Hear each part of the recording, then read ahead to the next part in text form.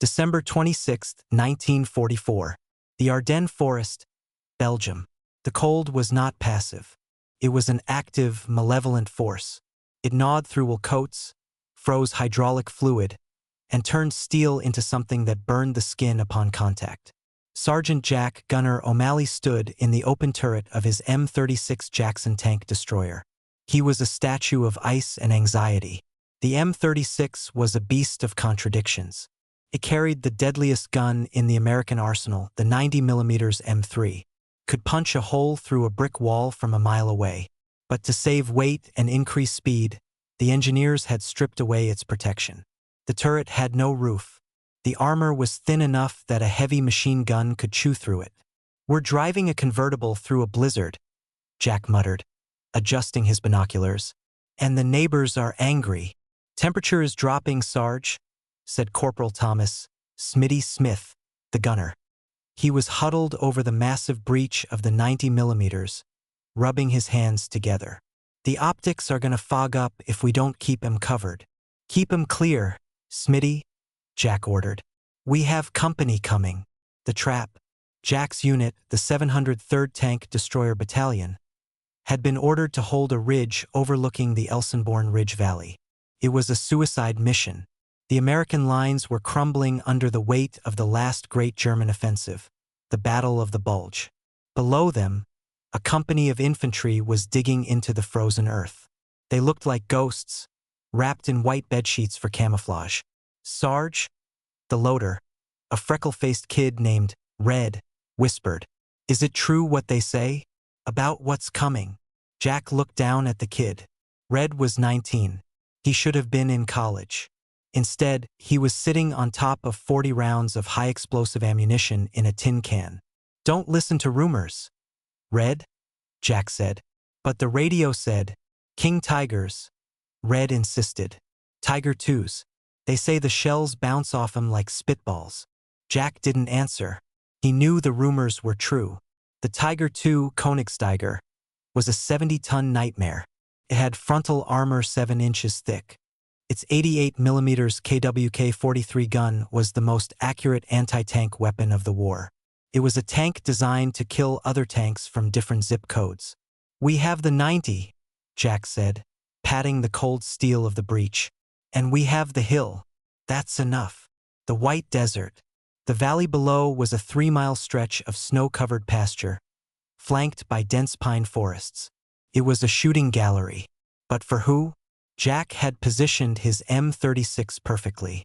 They were hull down behind a stone wall near a ruined farmhouse. They had whitewashed the entire vehicle. They had draped white linen over the long barrel. From a distance, they were just a snowdrift. "Movement," Smitty hissed, pressing his eye to the telescopic sight. "Dvelvioklok," entering the valley. Jack raised his binoculars.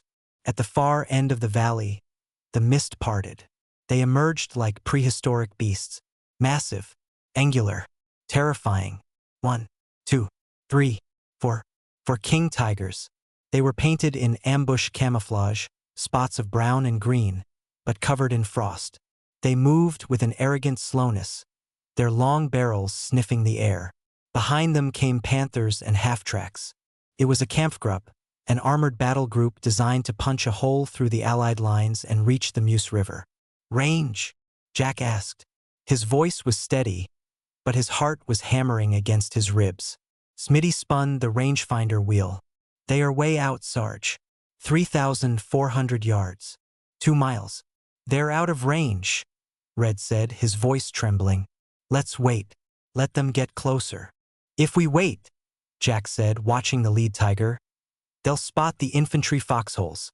They'll start using high-explosive shells on those poor bastards down there. We have to draw their fire." The math of death.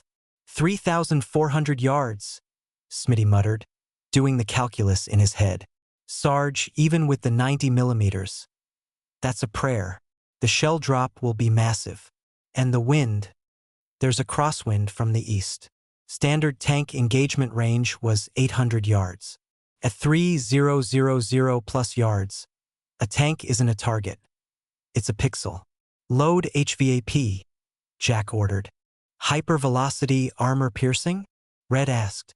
We only have 3 rounds left, Sarge. They're for emergencies. This is an emergency, Jack snapped. Load it. The HVAP round was a tungsten dart wrapped in a lightweight aluminum carrier. It flew at 3,350 feet per second. It was the only thing that stood a chance of cracking a king tiger at this distance. Red shoved the heavy shell into the breech. Clang. The breech block slid shut. Up! Red shouted. Target. Lead tiger, Jack commanded. Aim for the lower glassy plate or the turret ring. If you hit the mantlet, it'll shatter. Smitty took a deep breath. He wiped the sweat from his forehead. Despite the freezing cold, he looked through the optics. The king tiger was a tiny gray shape in the crosshairs. Windage, compensating 2 mils left, Smitty whispered. Elevation, set for 3,400. Jack looked at the German column. The lead tiger commander was riding with his hatch open. He looked relaxed. He felt invincible. He knew no American gun could touch him from 2 miles away. He was wrong. The shot. Fire when ready, Jack said. Smitty squeezed the trigger. Crackboom. The M36 rocked violently on its suspension. The muzzle brake vented the gas sideways, kicking up a massive cloud of snow around them. The sound was deafening, a physical blow to the ears. Reload, Jack screamed, but nobody moved. They were all watching the tracer. The red flare of the shell arced high into the gray sky. It seemed to hang there forever. 1 second, 2 seconds, 3 seconds. It was a long time to wait to find out if you were dead or alive. The shell began its descent. The German commander in the lead tiger reached for his radio. He never touched it. Clang. The sound of the impact was so loud it echoed up the valley. The HVAP round struck the king tiger. It didn't bounce. It hit the seam between the upper and lower front armor plates, a structural weak point. The tungsten dart punched through 7 inches of German steel like a needle through fabric. It entered the driver's compartment, decapitated the driver, and slammed into the ammunition rack on the floor. A split second later, the king tiger ceased to be a tank and became a volcano. A pillar of white flame shot 50 feet into the air through the commander's hatch. The turret, weighing 11 tons, was lifted off the hull by the force of the internal explosion before crashing back down askew. Panic in the valley. Direct hit. Red screamed, grabbing Jack's shoulder. We got him. We killed the king. Shut up and load. Jack roared. They don't know where it came from yet. Smitty switched targets. Take the Panther on the left flank. Down in the valley, the German column was in chaos. They had just lost their leader to a shot from nowhere. The remaining tanks stopped. Their turrets began to rotate wildly. They were looking for a muzzle flash. But the snow kicked up by Jack's gun blended perfectly with the wind-blown powder on the ridge. And the distance was impossible. They think it's an airstrike, Jack realized. Look at them. They're buttoning up and pointing machine guns at the sky. They don't know we're here, Smitty grinned. It was a predatory grin. Target acquired. Panther. Fire. Crack. The second shell flew. This one was a standard armor-piercing round. The Panther was turning, exposing its thinner side armor. The shell struck the Panther just above the road wheels, punched through into the engine block. The tank shuddered and ground to a halt, black smoke pouring from its rear vents. The crew bailed out, jumping into the snow. The giant wakes up, but the element of surprise could only last so long. The second king tiger in the column, tank number 221, was commanded by Obersturmbannführer, Lieutenant Colonel Kurt Richter. He was a veteran of the Eastern Front. He knew the sound of an anti-tank gun. He saw the faint puff of smoke on the ridgeline. It was tiny, insignificant. 2 miles away, Richter thought. Impossible. The Americans don't have guns that can shoot that far. But then he saw the M36, a tiny white speck against the dark tree line. Gunner! Richter barked into his throat mic. Target at 11 o'clock. Ridgeline. Distance, 3,000 meters. Identified, the German gunner replied. It is a tank destroyer. Richter sneered. Crush it. The massive 88mm gun of the King Tiger began to traverse. It moved with terrifying smoothness. Jack saw it through his binoculars. He saw the black hole of the muzzle pointing directly at his face. "Sarge!" Red yelled. "The big one. He sees us. He's ranging us," Jack said, his voice tight. "He has to guess the distance. Smitty, hit him. Hit him now." "I'm reloading." Red screamed, shoving another shell in. "Hurry!" The King Tiger fired. They saw the flash. There is a terrible moment in tank warfare when you see the enemy fire, and you know the shell is traveling faster than sound. You don't hear the shot until after you're dead. Whoosh! The 88mm shell screamed overhead. It missed the turret by less than 10 feet. The shockwave knocked Jack's helmet off. The shell exploded in the trees behind them, shattering pine trunks like toothpicks. "He missed long," Jack shouted, ears ringing. "He thinks we're further back. Smitty, fire for effect." "I can't get a clean shot," Smitty yelled. "He's angled his armor. If I shoot now, it'll bounce." The King Tiger was advancing. It was angling its hull, maximizing the effectiveness of its armor. It was closing the distance. "He's coming for us," Jack realized. "And he's bringing friends." Behind the King Tiger, the rest of the column began to move. 20 tanks, half-tracks, infantry. They were all focusing on the lone M36 on the ridge. "Driver!" Jack yelled into the intercom. "Lewis, reverse. Get us to position, Baker." Reversing. The M36 roared backward, tracks slipping on the ice, retreating into the deeper woods just as 3 high-explosive shells hammered the stone wall where they had been sitting seconds ago. The wall disintegrated. If they had stayed 5 seconds longer, they would have been dust. The hunt begins. They were alive. 2 kills. But they had kicked the hornet's nest. As the M36 retreated into the dense forest, Jack looked at the map. Position Baker was a logging trail that offered a flank shot on the valley, but it was much closer. To get there, they had to move through the fog. "We have 2 HVP rounds left," Jack said grimly to his crew, "and about 20 angry Germans coming up the hill." "What's the plan, Sarge?" Lewis asked from the driver's seat. "We play ghost," Jack said. "We hit them from the side. We make them think there's a whole battalion up here." "And if they catch us?" Red asked. Jack looked at the open roof of the turret. He looked at the snowflakes falling on the breech of the gun. "Then we make sure we take the king with us." December 26, 1944. 9:15 hours. The logging road. Position Baker was supposed to be a sniper's nest. It was a depressed logging trail shielded by a thicket of frozen fir trees, offering a flank shot on the valley floor. But the war had changed in the last 15 minutes. The weather, which had been their ally, now turned traitor. A dense, freezing fog, the kind the locals called Nebel, rolled down from the hilltops like a white tsunami. Visibility dropped from 2 miles to 200 yards.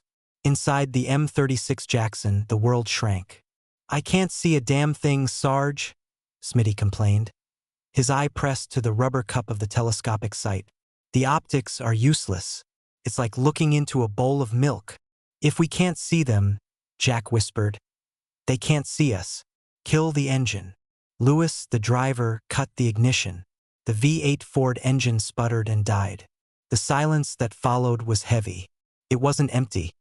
It was filled with the terrifying, rhythmic squeak-clank of heavy steel tracks crunching over frozen ground. They were close. "Sound off," Jack ordered softly. "Listen."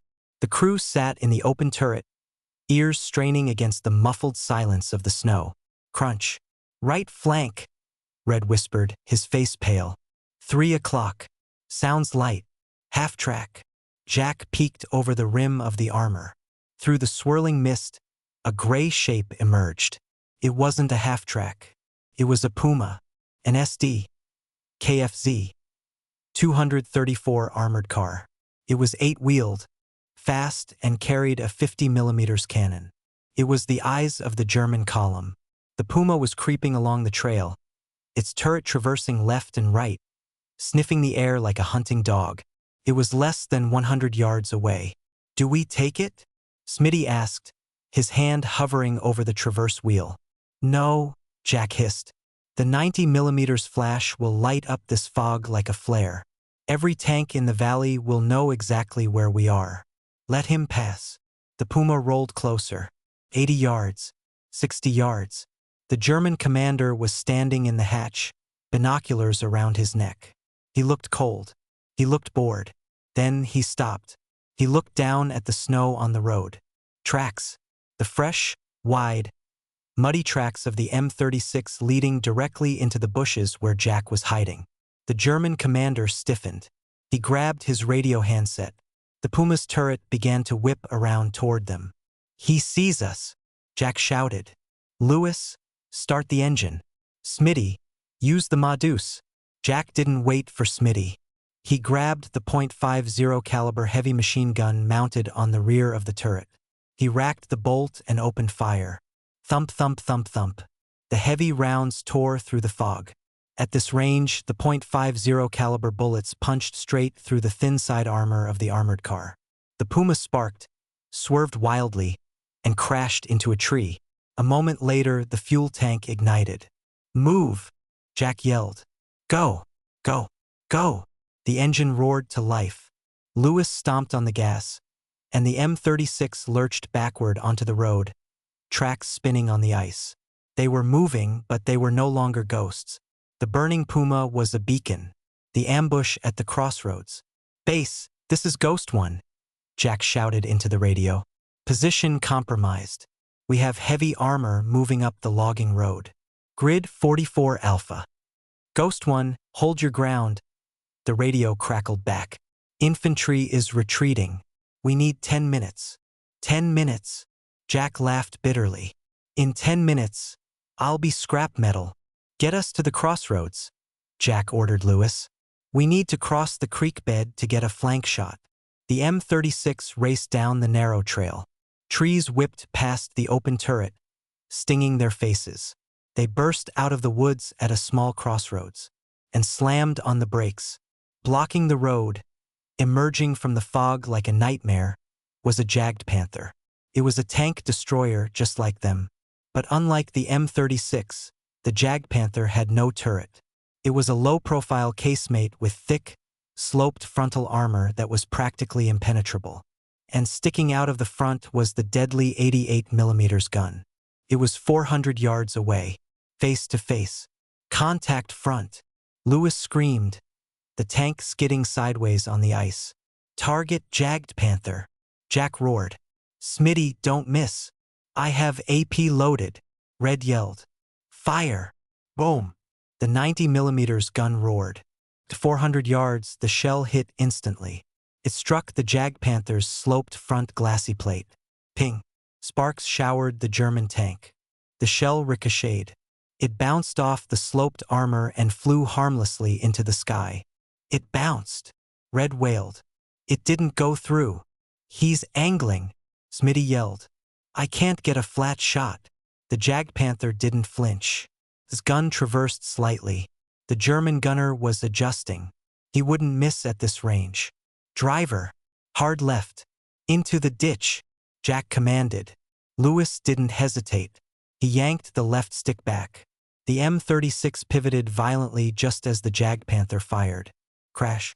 The German shell hit the ground exactly where the M36 had been a second before. The explosion showered the open turret with frozen mud and shrapnel. A piece of rock sliced Jack's cheek open, but the adrenaline masked the pain. "We can't penetrate him from the front," Smitty yelled, wiping mud from his sights. "We need a side shot." "We can't flank him," Jack shouted back. "The snow is too deep on the right." They were trapped. The Jagdpanther was reloading. Its loader was likely faster than Red. The Gambit. Jack looked at the terrain. To their left was a steep embankment leading down to a frozen creek. It was a 15-foot drop. "Lewis!" Jack keyed his mic. "Go over the edge." "Sarge!" Lewis's voice cracked. "We'll flip the tank. Go! Now!" Lewis floored it. The 30-ton tank destroyer launched itself off the road and down the embankment. For a terrifying second, they were airborne. Tools, canteens, and ammo crates floated in the air inside the turret. Wham! They slammed onto the frozen creek bed. The suspension bottomed out with a groan that sounded like the tank was dying. Ice cracked under the tracks, water seeping up, but the tank stayed upright. Above them, on the road, the Jagd Panther crept forward. Its gun was pointing down the road, looking for the kill. It didn't know they had gone down. "Traverse rear," Jack ordered. "He's right above us. Shoot him through the floor." "What?" "His belly armor is thin. Shoot up." Smitty spun the turret around. The long 90mm barrel pointed up at a steep angle toward the lip of the embankment. The Jagd Panther's tracks appeared at the edge of the cliff. It was looking down, exposing its soft underbelly. "Fire!" Smitty fired a standard AP shell. The shell entered the underside of the Jagd Panther, right between the road wheels. It punched through the thin floor armor and detonated inside the fighting compartment. The German tank shuddered. Smoke poured out of the hatches. It didn't explode, but it stopped moving. It was dead. "Target destroyed," Smitty breathed, his hands shaking violently. "Good shot, kid." Jack wiped the blood from his cheek. "Now get us out of this hole." The swarm. They crawled along the creek bed, using the low ground to stay hidden. But the noise of the battle was growing louder. The fog was lifting slightly, and what they saw made their blood run cold. The valley floor wasn't empty anymore. The German main force had bypassed the ridge. There were at least 15 tanks. Panzer IVs, Panthers, and 3 more King Tigers. They were advancing in a wedge formation, pushing toward the American infantry lines. "We can't stop that," Red whispered, looking at the armada. "We're one gun. We have 5 rounds left." "We don't have to stop them," Jack said, his eyes scanning the enemy formation. "We just have to stop him." He pointed to the center of the formation. There was a command tank, a King Tiger with 001 painted on the turret. It had extra radio antennas. It was Richter's tank. "That's the battalion commander," Jack said. "If we take him out, the attack stalls. They'll lose coordination." "He's in the middle of the pack, Sarge," Smitty argued. "He's got 3 tanks protecting him. We can't get a shot." "We can if we make them move," Jack said. "We need a distraction. The suicide run." Jack grabbed the radio. "Base fire mission. Coordinates. Danger close. Negative, Ghost 1. The voice came back. "No artillery available. Air support is grounded due to fog." "Damn it." Jack slammed the receiver. "We're on our own." He looked at his crew. They were exhausted, freezing, and scared. Red was clutching a shell to his chest like a teddy bear. "Listen up," Jack said softly. "We can retreat. We can go back to the ridge and hide. But if we do, those tanks will overrun the infantry company in 10 minutes. Those boys in the foxholes don't have anti-tank guns." Lewis looked at the floor. Smitty looked at the gun breech. "What's the plan, Sarge?" Smitty asked. "We go loud," Jack said. "We drive up out of this creek, right into their flank. We hit the lead tank to make them scatter. Then we put our last HVAP round into that command Tiger." "And then?" Red asked. "Then we pray the engine is faster than their turret rotation." Jack grinned. It was a grim, wolfish grin. "Driver," Jack commanded. "Get us up the bank. Flank speed." The M-36 roared. It clawed its way up the icy bank of the creek, engine screaming. They crested the rise. Suddenly, they were in the open field. The entire German column was to their right, 800 yards away. The Germans were stunned. They saw a lone American tank destroyer burst out of the woods, drifting sideways in the snow, charging toward them. "Target Lead Panther," Jack yelled. "Fire!" Boom! The shot took the lead Panther in the side. It erupted in flames. The German column halted. Turrets began to swing toward the crazy American. "Target Command Tiger. Range 900. Identified," Smitty yelled. But as Smitty lined up the shot, A shell from a Panzer IV slammed into the ground 10 feet in front of the M36. The blast shattered the track on the right side. The M36 spun violently to the right and stopped dead. They were immobilized, in the middle of an open field, with 15 German guns turning toward them. "We're tracked," Lewis screamed. "I can't move." Jack looked at the command Tiger. Obersturmbannführer Richter was turning his massive turret toward the crippled M36. It was a race. Who could fire first? "Smitty!" Jack roared. "Take the shot! Take the damn shot!" Smitty looked through the sight. His hands were steady now. The fear was gone. There was only the math. The crosshairs settled on the Tiger's ammo rack. On the way. December 26, 1944. 9:35 hours. The killing field. Time didn't just slow down. It shattered into jagged pieces. Inside the immobilized M36 Jackson, the air smelled of ozone and impending death. "On the way!" Smitty screamed. Boom! The 90mm gun kicked back so hard it nearly tore the mounting bolts from the turret ring. The breech block slammed open, ejecting the smoking brass casing onto the floor with a metallic clang. The HVAP shell, their last one, screamed across the 900 yards of snow-covered field. The German command Tiger fired a split second later. The two shells passed each other in midair like indifferent travelers on a highway. The German shell flew high. The M36 was sitting at an odd angle because of the broken track, and the German gunner, under extreme stress, had miscalculated the slope. The 88mm round passed inches over Jack's head, the shockwave sucking the air out of his lungs. It exploded in the trees behind them, showering the open turret with splinters and frozen dirt. But Smitty's shell did not miss. It struck the Command King Tiger exactly where Jack had prayed it would, the flat vertical plate of the superstructure, right between the hull machine gun and the driver's viewport. Crunch. The Tiger shuddered violently, stopped dead. For a second, nothing happened. Then, a jet of white flame shot out of the commander's hatch like a blowtorch. The ammunition inside had detonated. The turret, weighing 11 tons, was lifted 3 feet into the air by the force of the internal explosion before crashing back down askew. "Direct hit," Red screamed, his voice cracking with hysteria.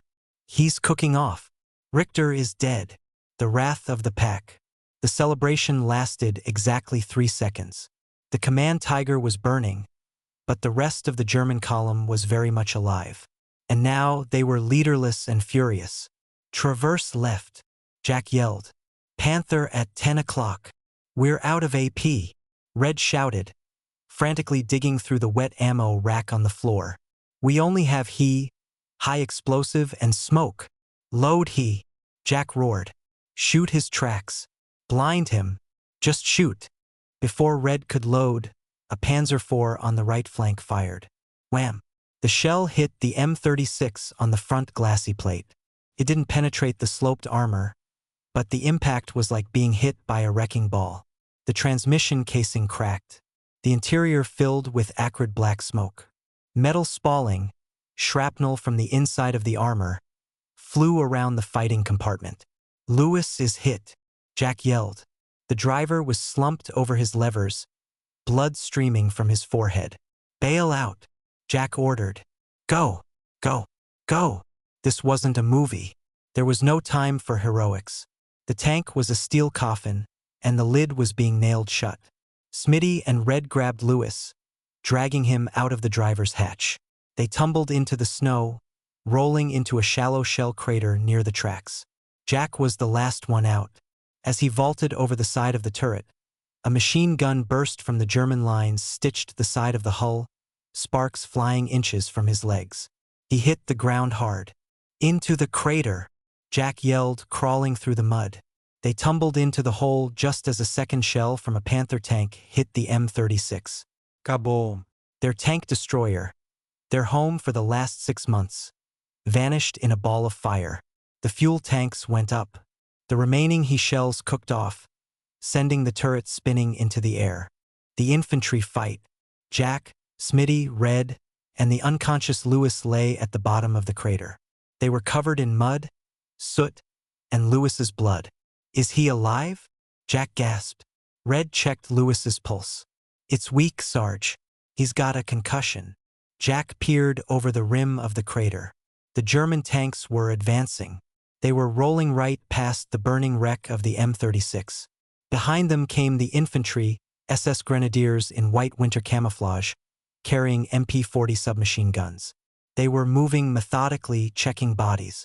They're coming to finish us, Smitty whispered, pulling his Colt .45 pistol from his holster. It looked pathetic against a tank army. We hold them here, Jack said, pulling the pin on a grenade. If they want us, they have to pay for us. The ground shook as the heavy tanks rumbled closer. The squeal of tracks was deafening. The shadow of a Panther tank fell over their crater. Jack looked at the sky. It was still gray, heavy with fog. No air support. No artillery. This is it, boys, Jack said softly. It's been an honor. He gripped the grenade. He waited for the first white helmet to appear over the rim. The sound of angels. Then he heard it. It wasn't the clank of tracks. It was a low, throbbing growl. A rumble that came not from the earth, but from the clouds. Grrr. It sounded like a giant tearing a sheet of canvas in half.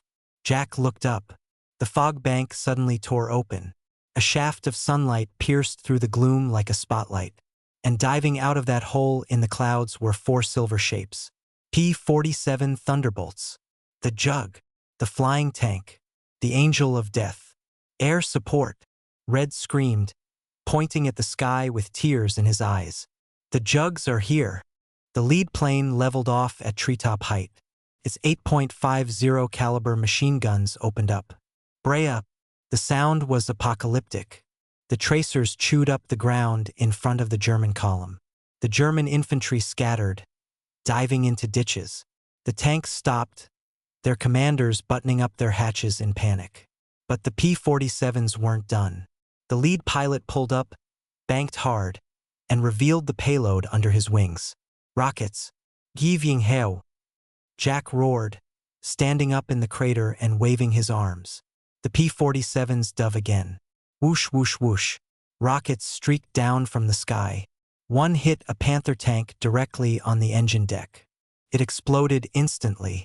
Another hit a half-track, flipping it over like a toy. The German column, which had been an unstoppable iron fist seconds ago, turned into a chaotic mess of burning metal and fleeing men. The retreat. The surviving German tanks threw their transmissions into reverse. They popped smoke grenades, trying to hide from the Silver Hawks above. But the fog had lifted. There was nowhere to hide. A second flight of P-47s arrived, dropping 500-pound bombs on the retreating armor. The earth heaved. The trees shattered. Jack and his crew watched from their crater as the invincible SS Panzer Division was dismantled piece by piece. Within 10 minutes, it was over. The valley was silent, save for the crackling of burning tanks and the distant drone of the aircraft circling like vultures. The aftermath. December 26th, 12 o'clock hours. An American jeep drove up to the crater. A captain from the infantry company jumped out, followed by a medic. "Are you the guys from the tank destroyer?" the captain asked, looking at the 4 dirty, bloodied men climbing out of the hole. "That was us," Jack said, lighting a cigarette. His hands were finally steady. The captain looked at the burning wreck of the M36. Then he looked at the valley floor. He counted the kills. 3 King Tigers, the captain noted. 2 Panthers. 1 Puma. And you broke their command structure. He looked back at Jack with wide eyes. "You guys stopped a whole damn offensive. How did you do it with that tin can?" Jack looked at Smitty. Smitty shrugged, cleaning his glasses, which were miraculously unbroken. "We just kept shooting, sir," Smitty said. Jack walked over to the wreck of his tank. The barrel of the 90mm gun was blackened and twisted, pointing at the sky. It looked like a tombstone. He patted the hot metal of the hull. "She was a good girl," Jack whispered. "She punched above her weight." Epilogue. The Legend of the Ghost. May 1945. Germany. The war ended 5 months later. Jack O'Malley and his crew were given a new M36, but they never named it. To them, There was only one ghost. They were awarded the Silver Star for their actions at Elsenborn Ridge. The citation read, "For gallantry in action against superior enemy forces." But the real reward came years later. In the 1990s, Jack O'Malley, now an old man, visited a museum in Germany. He saw a photograph of a King Tiger tank. Standing next to him was a German tour guide. "This was the fearsome Königstiger," the guide explained. "It was invincible from the front." Jack smiled. He remembered the mist. He remembered the crosshairs. He remembered the sound of the tungsten dart hitting steel at 3,000 feet per second. "Not invincible," Jack whispered to himself. "Just heavy." He turned and walked away, leaving the ghosts behind. The end.